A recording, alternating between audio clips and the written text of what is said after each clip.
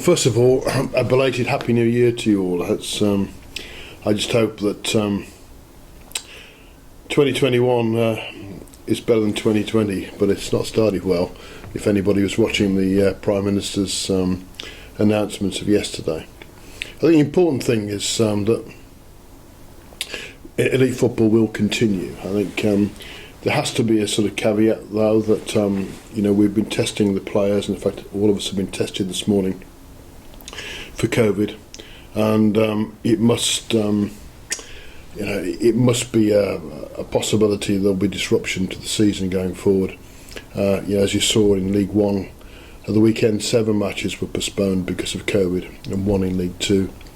So we'll minimise that disruption, but it could happen. But at the moment, the good news is we'll carry on playing football, albeit without crowds, in the foreseeable future. In terms of the rescue package, you may have read in the press about the rescue package from the Premier League to the EFL. That has now been concluded. I have to say to you, from a Walsall Football Club perspective, it's many things, but a rescue package it most certainly is not. It helps and it eases the financial problems of our football club and many others like us, but by no means could it be described as a rescue package, and I wouldn't want anybody out there to think that I am pleased with the outcome of the discussions between the EFL and the football clubs, because I'm not. But it is helpful, but it doesn't solve longer term problems. We have to find other financial ways of helping our club get through this crisis. On the playing side of things, I wish I'd been making this video a week or so ago when we just won 4 games, as opposed to having to talk to you having just lost 3, which is very frustrating. And Darryl and I have. What happens is, after a game, I don't go near him. He doesn't go near me either, frankly. We leave it until 9:15 on Sunday morning before we review the games, and he rings me at usually 9:15 or around that time on a Sunday morning, and we reflect when we've calmed down from the game, and we talk about what happened the day before, and clearly whatever frustrations I have with the outcome of a game are doubled with Darryl, and he gets he's frustrated with the last 3 games, because we know we should have taken points again, so it's frustrating. That said, there's enough in this squad, and we're close enough to promotion and playoffs to sustain the fight, and we will be going into the new year, despite the last 3 results, with a degree of optimism, because we are close enough to try and force our way into at least playoffs and promotion this season. If I'd make this for 3 games ago, everyone would have said, "Yeah, I could understand that, Chairman." And after the last 3 games, less optimism around. But frankly, I'm not. I still think, with the players that we've got, with the spirit that we've got, that Walsall Football Club will be a challenging club this year. If you speak to the other clubs in this league, they think that too, when I speak to the other chairman and directors of the clubs.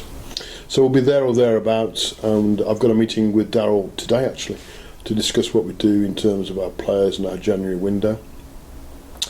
Importantly, on that point, I'm very pleased to be able to tell you that Liam Kinsella and Alfie Bates have signed long-term contracts with us in the last few days. You'll hear more about that from the communications team later in the week. But thank you to them for showing faith in our football club, and we equally have shown faith in them, because I think both those midfield players are extremely important to us going forward. I was very, very pleased they've committed their futures to us, and I'm very pleased to reciprocate. So I'm still optimistic about us. We're in touching distance. 2 of our most important players have renewed contracts with us, which is extremely important, and I've got this meeting with Darryl today to discuss what we do about the January window. It is tough. I mean, there's no question it's going to be really, really tough, but I sit here genuinely optimistic about what we will achieve this season because we're close enough.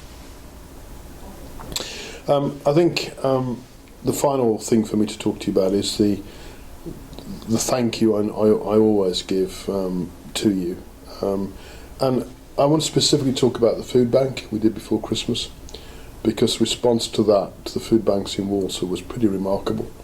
I think we took 300 kilograms or 3,000 kilograms or something of food to the food banks prior to Christmas, which went down extremely well, and we have a very good letter back from the food banks thanking us for our support, and some of the players went and distributed it, which is exactly what we should be doing as a club with a community around us.